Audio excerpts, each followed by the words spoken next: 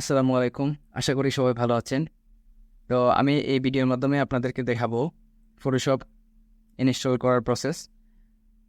তো কথা না বাড়িয়ে চলুন ভিডিও শুরু করা যাক। আমি কম্পিউটার ডেস্কটপে চলে গেছি।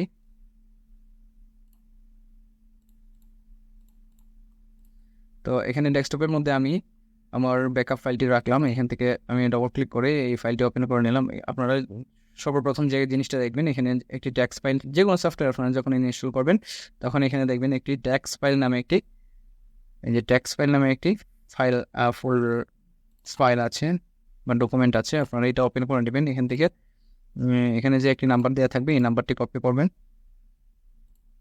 কপি করলাম, কন্ট্রোল সি,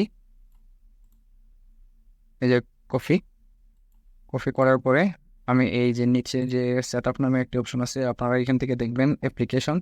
এই যে অ্যাপ্লিকেশনটাতে ক্লিক করবেন। সেট আপের সঙ্গে সঙ্গে এদিকে অ্যাপ্লিকেশনটা খেয়াল রাখবেন। অ্যাপ্লিকেশনে ক্লিক করবেন। ক্লিক করার পরে আপনারা এটাতে ইয়েস ইয়েস দিবেন। কিছুক্ষণ সময় অপেক্ষা করবেন, প্রসেসিং হচ্ছে।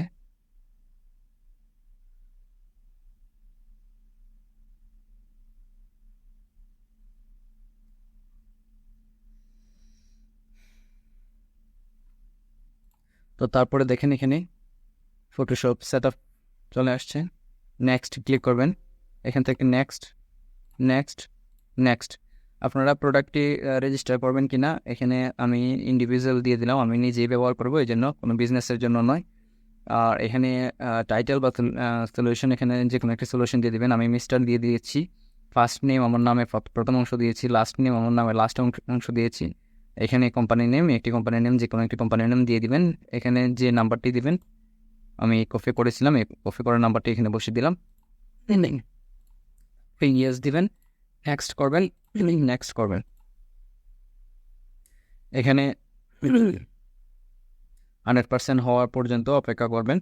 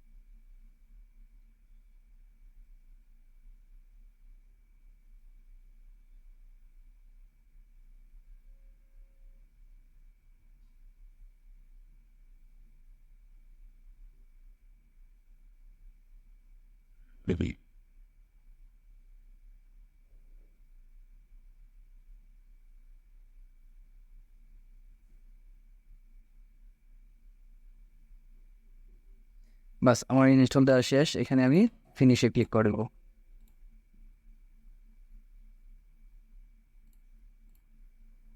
তো এই যে আমার প্রোগ্রামটি এখানে চলে আসছে। তো ধন্যবাদ সবাইকে এই ভিডিওটি দেখার জন্য। আমি